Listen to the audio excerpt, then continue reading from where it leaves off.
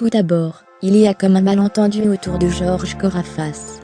Cet acteur d'origine grecque hyper populaire, surtout auprès de la gent féminine, pour ses rôles dans des séries télévisées à succès comme Tramontane, Le Château des Oliviers, Disparition, La Bicyclette Bleue, ou encore Alex Santana, a plutôt débuté dans le cinéma et théâtre d'auteur, notamment avec le magnifique Mahabharata de Petit Brook, après une solide formation d'acteur au Conservatoire national.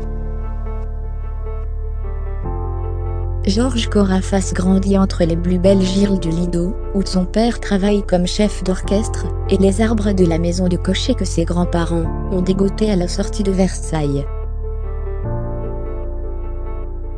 Fils unique, parce qu'un seul gosse, c'est plus facile à caser. Quand les parents partent en tournée, il passe son bac en rêvant de la scène. Et la découvre avec, déjà, un rôle de jeune premier dans Le Marchand de Venise. Mais le théâtre lui semble alors un peu trop bourgeois pour s'y attarder trop longtemps.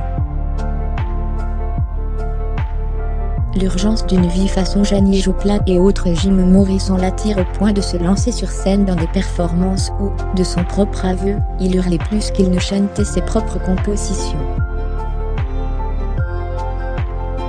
Un vie sur les routes ambiance sexe, drogue et rock'n'roll, dans laquelle il entraîne une certaine Rosalie, américaine, fille d'actrice. Rosalie deviendra sa femme et la mère de ses 2 enfants, Zoé, aujourd'hui comédienne, et Ilia, réalisateur, une transmission plus que réussie ! Mexique, Italie, États-Unis, Georges Corafas vit à fond son rêve d'aventure. Mais la journée, les pieds bien sur terre, il assure le quotidien en faisant 1000 boulots, de guide à terrassier, en passant par danseur, coursier, voire fabricant de flûtes. Mais cette vie brûlée par les 2 bouts, commence à faire des dégâts autour de lui. Georges Corafas veut juste goûter le monde, pas le détruire, ni s'auto-détruire. Son épisode underground s'arrêtera là. Quand Georges Corafas décide de reprendre son métier d'acteur, Rosalie est toujours à ses côtés. Elle a tenu bon. C'est la seule personne qui ne m'a jamais laissé tomber, nous était-il même confié. Il est joué à Athènes aux côtés d'Irène Papa, dont c'est le grand retour après la chute de la dictature.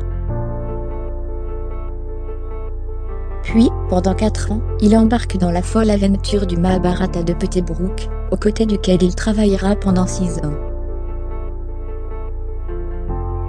La suite, on la connaît, série télévisée, téléfilm, c'est surtout le petit écran qui déroulera le tapis rouge à Georges Corafas.